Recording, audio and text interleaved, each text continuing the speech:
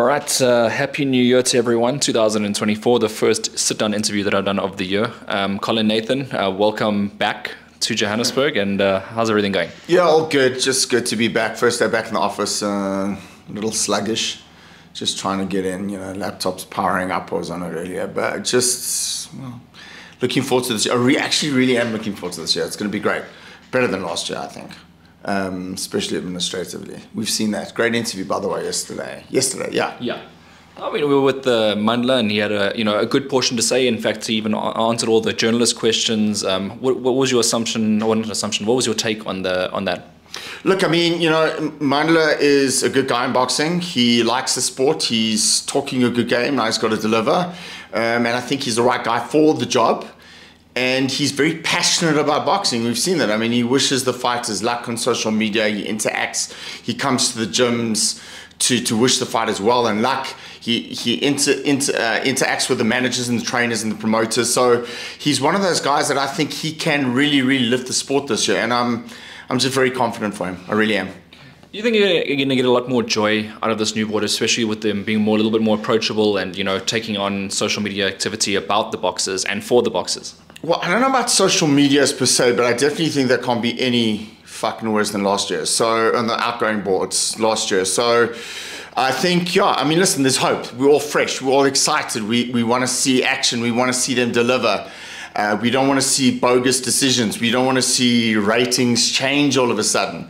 We want fairness. We want equality. And I think with the new board, we're going to get that. Okay, new board is instated. Are your boxers available to fight for the national titles again? What's your take now? Yeah, provincial and national title. I have a lot of confidence in Boxing South Africa now. They will be contesting for provincial and national championships, no problem. All right, and do we have anyone that you got in mind for a provincial title or a national title? Well, not at the top of my head, but I mean, like I'm saying, I'm open to fighters represent and fighters I manage and train as well. They can contest for SA titles and provincial titles, no problem now. All right, so a lot was made, of young fighters last year, and again, they'll be featuring prominently on Boxing 5 this year. What's the goal for them going forward? Well, I've got 3-4 guys who I think are going to be fighting for championships at some point this year. Katlego Kanyisa, Creed Moyo, Caden Shooter, and Ishmael Kadri. Those 4 guys are, they're at the prospect stage now, and now they're edging towards becoming champions. So at some point this year, I'd like them to contest for championships. And then, it was just a great year for the prospects for Boxing 5 last year. Those guys kind of really, really stood out. So it's building momentum on that, and then obviously wanting them to fight for championships at some point this year. One of the things of talking about one of the other fighters that we need to change this year is obviously having more South Africans winning abroad, and Stephen Nati has an opportunity to return an unwanted favour that got given to him last year. And what's your take on the fight coming up? Yeah, I mean, listen, we're going to the Lion's Den. I love going to the Lion's Den, as you know. It's not an easy fight. Kyril's a good fighter. We have to be switched on for 12 rounds. We can't make any kind of errors or flaws or mistakes. We got to capitalize on Kyril's mistakes and what he does out of habit. So we've obviously been preparing for that. But it's very exciting because we get an opportunity to become champion of the world again. So looking forward to working with Matchroom again. It's an immediate rematch. It's not always easy to get and trigger. We've done that. And now it's just fine-tuning him for the game plan to obviously be successful and beat Kyril in his own backyard. That's the plan. I know that you're just coming back off a festive season, but do you feel like, because I know Sive is back in the gym now, do you feel like he is motivated and ready to get his world title back? I think so. And I also think that, he wants to correct what he did in Monte Carlo. And the correction starts on the 16th of February. So, like I'm saying, not an easy fight. Kyril's a good fighter. There's certain things that we have to just adapt and apply. We also have to technically do 1 or 2 things differently for this camp. And I believe that he's got the beating of Kyril. Not going to be easy in the guy's backyard. It's for a world championship. He's the world champion. He's hungry to defend the title. And we know what's at stake. So I know, even when I was on holiday, I was thinking about the fights and I started getting anxiety and just obviously the nerves and just the excitement of it getting done. But I'm very confident that we can pull this off, very, very confident. Otherwise, I wouldn't have triggered the rematch. Right. It's a good opportunity to obviously redo it, and he's done it in Mexico before, as we've discussed previously. Let's talk about international fights this year, especially abroad. Are there plans for some of the other elite boxers to go over? Well, there are plans for some of the guys to go abroad. There's one in particular that I'm busy finalizing all the terms of the deal. We all know who it is. So there's that. There's one or two other kids. One of the kids came in, Mtolo came into the office to visit me today, just to wish me a happy new year. He's one of the kids, obviously, we want to push for Boxing 5 as well. So there's lots of things that are happening. I've got some really good meetings lined up, potential broadcast outside of South Africa, which is obviously something that I've always wanted to do.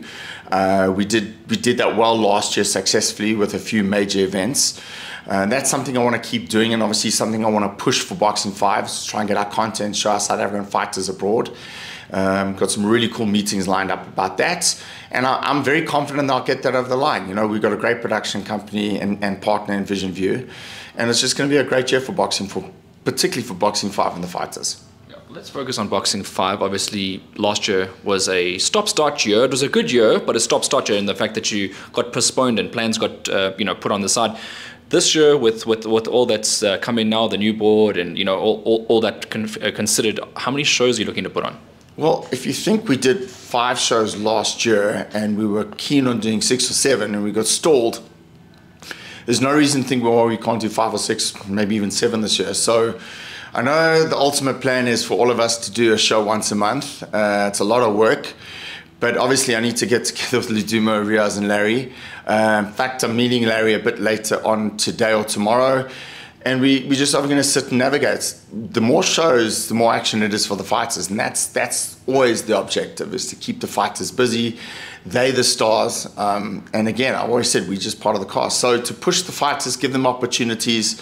Also got my eye around fighters around the country. There are 1 or 2 kids that I believe are very talented that we can maybe earmark for one of the shows this year as well in Boxing 5, depending how things go with budgets and stuff. But very excited about this year. Very amped, really amped. Starts on a good wicket with us getting a world title opportunity with Sivanati Nonchinga. And I'm just very excited about boxing. I really am. And I know I was bitching and I was moaning and I was fighting and I was just so angry. And I really was so angry last year. But this has changed. It's time for a new year. It's a fresh look. And I do have a lot of hope for boxing in this country for 2024. I guess it was all worth it in the end. I mean, all that, although you did put yourself under quite a bit of stress, but I mean, look, it obviously contributed to a positive outcome. Yeah, I mean, listen, there were a lot of guys who were scared to come forward and open their mouths. I wasn't one of them, obviously.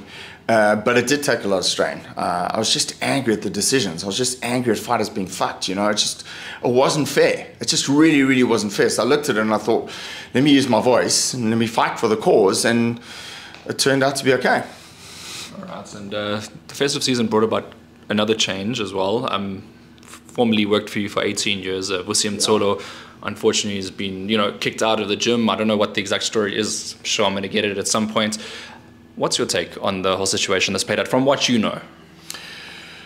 It's hard to say. It's hard to say. I think he's probably going to be cut off from the promotional group. I mean, I was. And that's how I started. The late Nick Durant was cut out of the promotional group and I benefited and I thought it was all good and fine. And then as you get on and as you get older and you mature, you realize, there's money in it for everyone. It's not just about, being loyal to that guy. You can still make money out of the sport. So for me, I think it is what it is. It's no surprise on that kind of behavior. I do think, though, from a business perspective, who cares where fighters train? As long as you're making champions and the guys are making good fights and there's star quality ratings, what do you care? Who cares where they train? Everyone's in it as a business as well and to make champions, but what do you're just at the point of your life where let them train where they want to train. So I do see it from both ends because, like I'm saying, many years ago, and I'm going to sound really old saying this, it benefited me.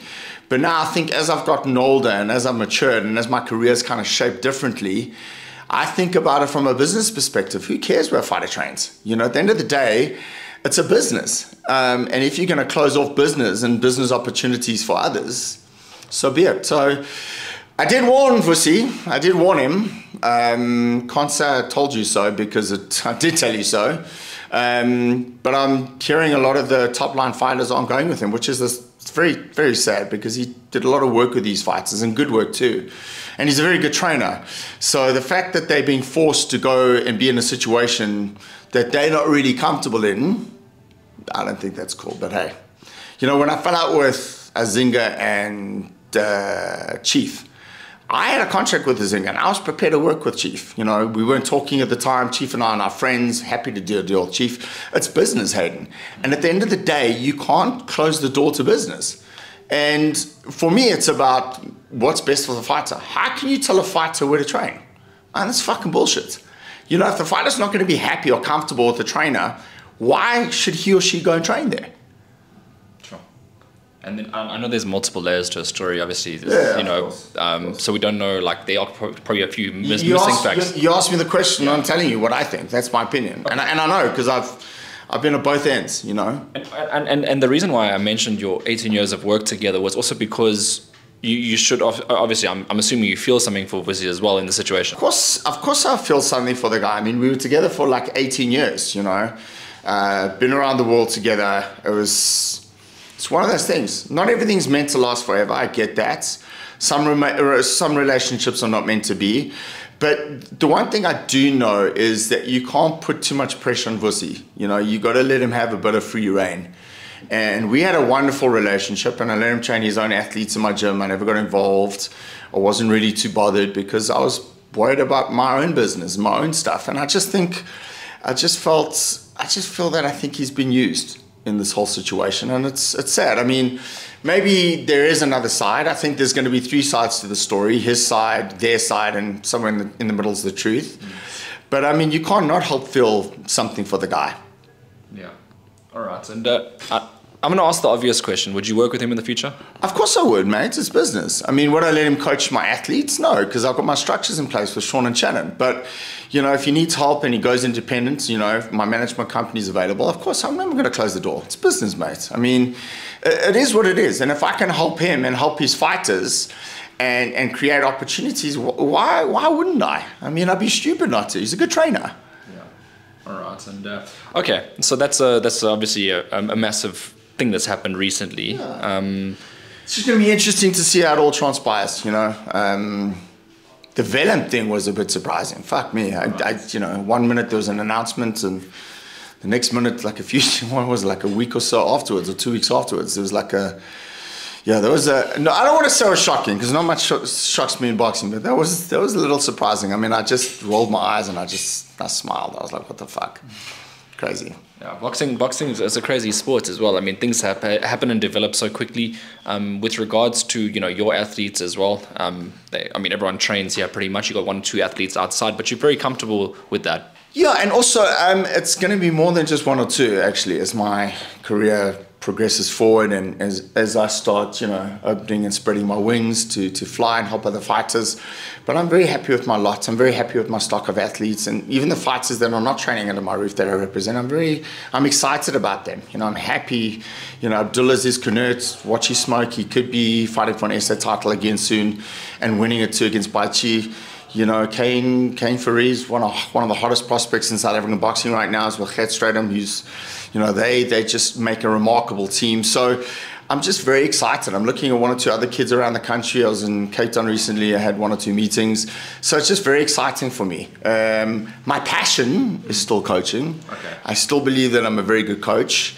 But the business side is obviously now managing and promoting. So obviously, and broadcast. So I'm very, very excited about what the future holds, and particularly this year. All right, I got a fun one, right? So one of your boxers has recently become like a movie star, Katlego Khanyisa. What was your take on that? Good-looking kid, not surprising, great personality. He just had such a great year last year for boxing. But in terms of his looks, I'm not surprised. He's very charismatic. People are drawn to him, and very personable kind of guy. Guys just like him, so I'm not surprised. One of my co-judges on the Second Out promotions. Colin, lastly, is there anything else that I've forgotten that perhaps you wanted to pick up on? I know that as the year goes on, we'll pick out individual athletes, and we can obviously go through it when the fights are announced. But is there anything else that you wanted to go on? No, just a shout out to you, Hayden. You know, you're the leader of the pack. I think I shared one of your things on Facebook recently, and it's guys like you that just give us a voice. Tapiso Masia, Jim Longo, Bongani Makasela, David Isaacson, all these journalists, Trevor Cromer to a point as well, all these guys who just make a powerful impact on these fighters and the trainers and managers and the promoters to uplift the sport. And I'm hoping this year we uplift boxing for 2024. You know, we really want to uplift the sport. And to all the fighters out there, I just wish you a great year. Yeah, that's it. All right, Viva. We'll see you soon. Viva.